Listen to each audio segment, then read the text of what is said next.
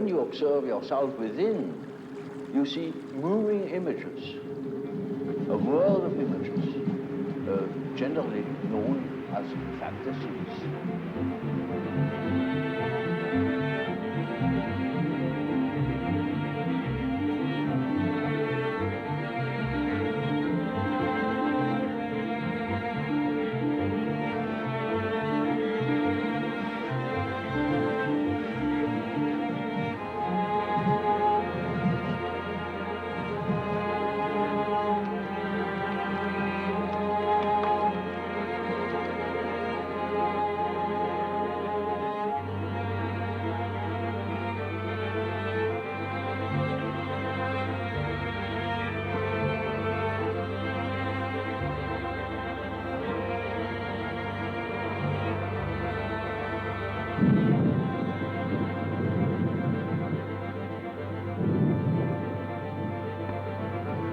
Early childhood, a character is already there. You see, the child is not born tabula rasa, as one assumes. The child is born as a high complexity with existing determinants that never waver through the whole life, and that give the child his character already in the earliest childhood. A mother recognizes an individuality of her child. And so if you observe carefully, you see the tremendous difference even in very small children. And these peculiarities express themselves in every way. So first, the peculiarities express themselves in all childish activities, in the way how it plays, in the things it is interested in. There are children who are tremendously interested in all moving things, and in movement chiefly. All the things you see that affect the body. And so they are interested in what the eyes do, what the ears do, how far you can bore into the nose with your finger, you know. Now you see these things, these interests express themselves in a typically childish way in children, and later on they express themselves in other peculiarities, which are still the same, but it doesn't come from the fact that they once have done such and such a thing in childhood. It is the character that is doing it. There is a definite inherited complexity. You see, we are born into a pattern. We are a pattern. We are a structure that is pre-established through the genes. It is a biological order of our mental functioning, as for instance our biological or physiological function follows a pattern, or the behavior of any bird or insect follows a pattern, and that is the same with us. Man has a certain pattern that makes him specifically human, and no man is born without it. We are only deeply unconscious of these facts because we live all by our senses and outside of ourselves. If a man could look into it himself, he would discover it. And when a man discovers it, in our days, he thinks he's crazy. And he may be crazy.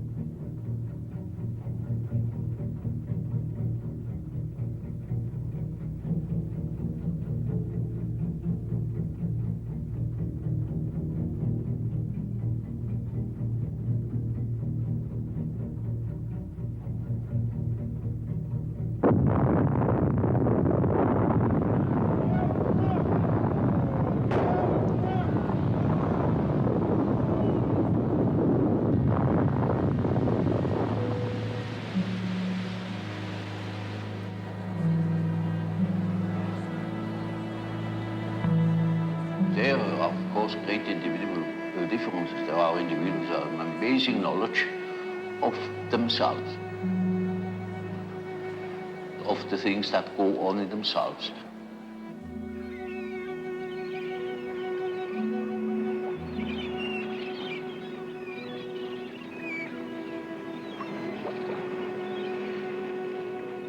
But even those people wouldn't be capable of knowing what is going on in their unconscious. For instance, they are not conscious of the fact that while they live a conscious life, all the time a myth is played in the unconscious. A myth that extends over centuries. Namely, archetypal ideas, a stream of archetypal ideas that goes on through one individual, through the centuries. You see, it is like a continuous stream. And that comes then to the daylight in the great movements. Say, in political movements or in spiritual movements. For instance, in the time before Reformation, people dreamt of the great change. And that's the reason why such great transformations could be predicted. If somebody has been clever enough to see what there is going on in people's mind, in the unconscious mind, would be able to predict it. For instance, I have predicted the Nazi rising in Germany through the observation of my German patients. They had dreams in which the whole thing was anticipated. And with considerable detail in the years before Hitler came, in the beginning of the, well, I could say the year 1919, I was sure that something was threatening in Germany, something very big and very catastrophic. And I only knew it through the observation of the unconscious. When you observe the world, you see people, you see houses, you see the sky, you see tangible objects. But when you observe yourself within, you see moving images, a world of images, generally known as fantasies. Yet these fantasies are facts. You see, it is a fact that a man has such and such a fantasy. And it is such a tangible fact, for instance, that when a man has a certain fantasy, another man may lose his life. Or a bridge is built. These houses were all fantasies. Everything you do here, all of the houses, everything was fantasy to begin with. And fantasy has a proper reality. That is not to be forgotten. Fantasy is not nothing. It is, of course, not a tangible object. But it is a fact, nevertheless. It is, say, a form of energy, despite the fact we can't measure it. It is a manifestation of something. And that is a reality. That is just a reality as, for instance, the peace treaty of Versailles or something like that. Yeah. It is no more. You can't show it. But it has been a fact. And so the psychical events are facts, are realities. And when you observe the stream of images within, you observe an aspect of the world within. And so, you see, the man who is going by the external world, by the influences of the external world, say society, or perceptions, sense perceptions, thinks that he is more valid, you know, because this is valid, this is real. And the man who goes by the subjective factor is not valid because subjective factor is nothing. Yeah. No, that man is just as well based because he is bases himself upon the world from within. And so he is quite right, even if he says, oh, there is nothing but my fantasy, you know. And of course that is the introvert. And as the introvert is always afraid of the external world, he will tell you, when you ask him, he will be apologetic about it. You say, of course, yes, I know, only my fantasies. And he has always a resentment. And as the world in general, particularly America, is extroverted like hell, the introvert has no place. Because he doesn't know that he beholds the world from within. And that gives him dignity, and that gives him certainty, because it is, nowadays particularly, the world hangs on a thin thread, and that is the psyche of man.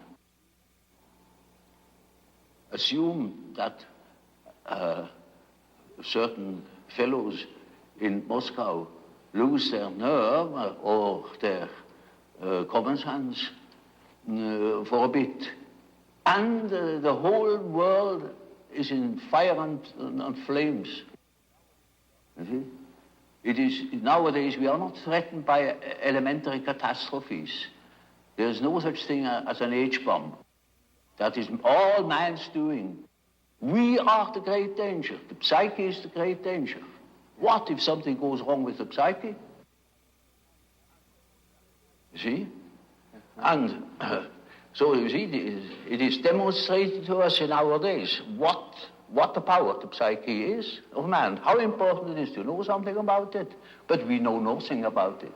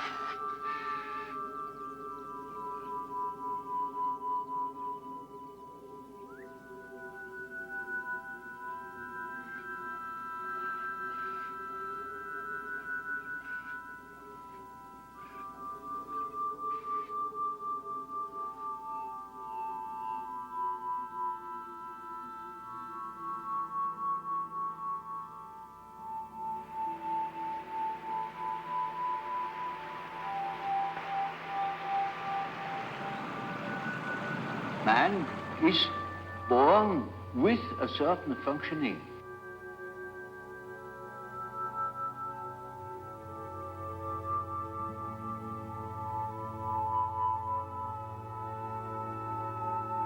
A certain way of functioning, a certain pattern of behavior.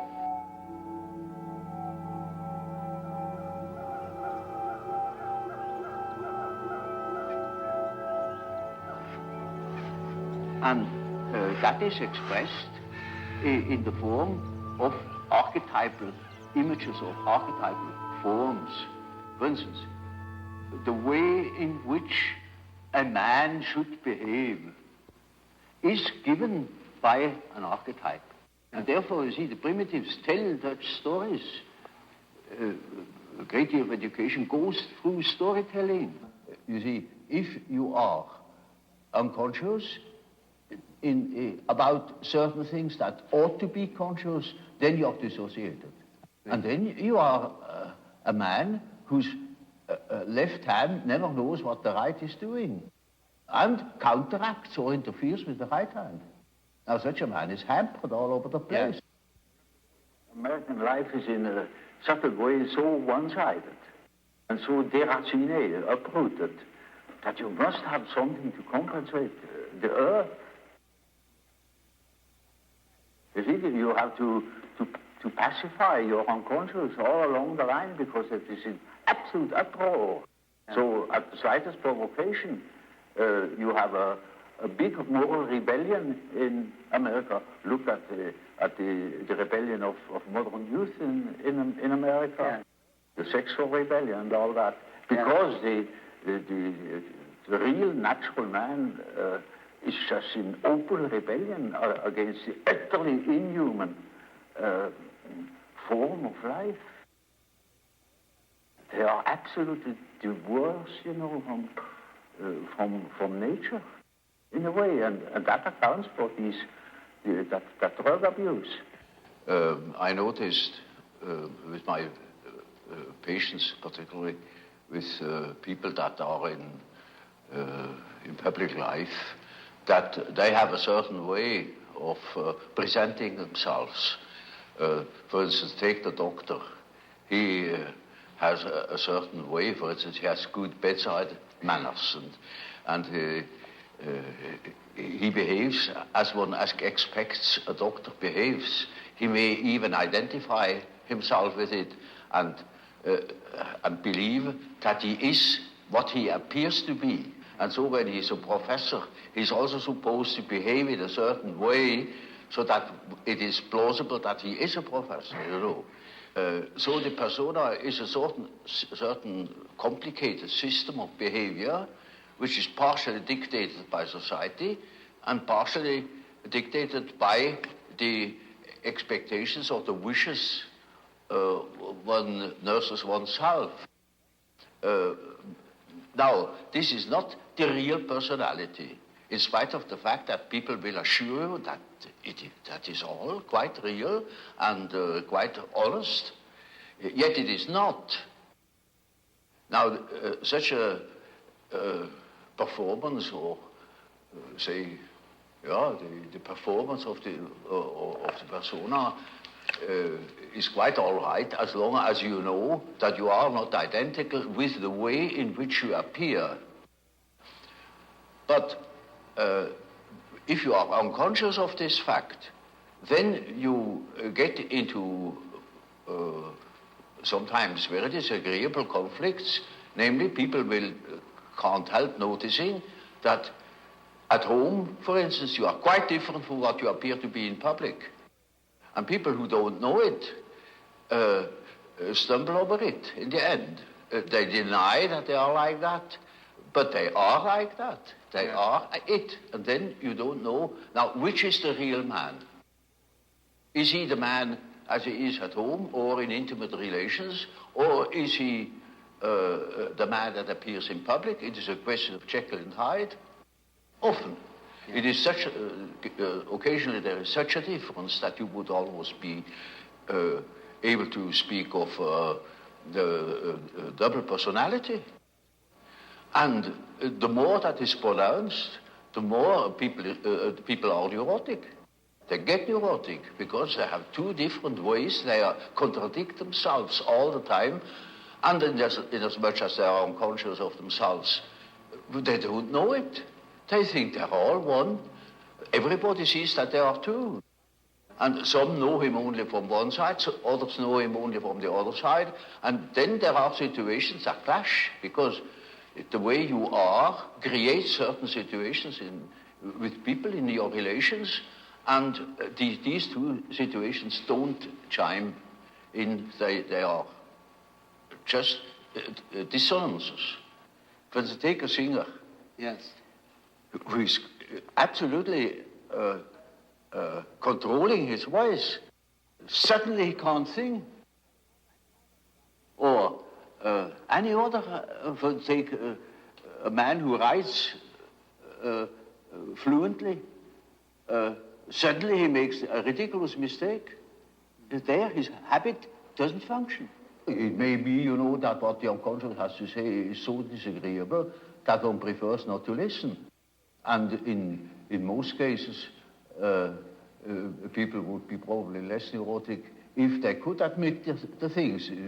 These things are always a bit difficult or disagreeable or inconvenient or something of the sort. So there is always a certain amount of repression. When in treatment, for instance, in the treatment of neurosis, you have to do with that personal unconscious for quite a while. And then only dreams come that show that the collective unconscious is touched upon.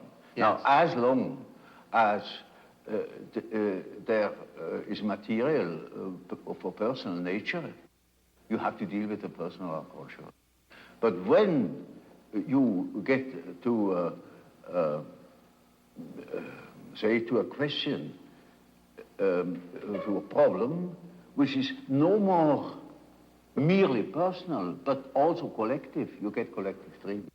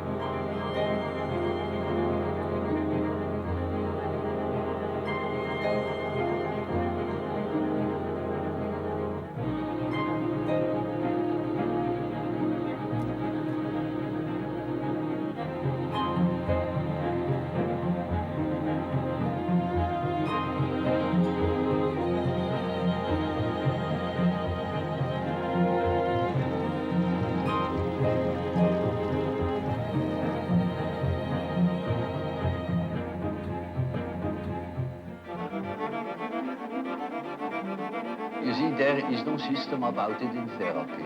In therapy, you treat the patient as he is in the present moment, irrespective of causes and such things. That is all more or less theoretical.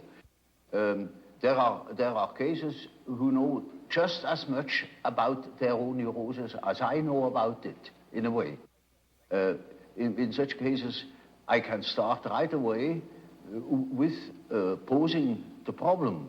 For instance, there is a case, a professor of philosophy, and he imagines that he has cancer. He shows me several dozen X-ray plates that prove that there is no cancer. He says, of course I have no cancer, but nevertheless, I'm afraid I could have one. You see, I have consulted so many surgeons, and they all assure me there is none, and I know there is none, but I might have one, you see, and that's enough. Now, you see, such a case can stop from one moment to the other. He simply stops thinking such a foolish thing, you see. But that is exactly what he can't do. You know it is nonsense, and why should you think it? Or what for should you think it?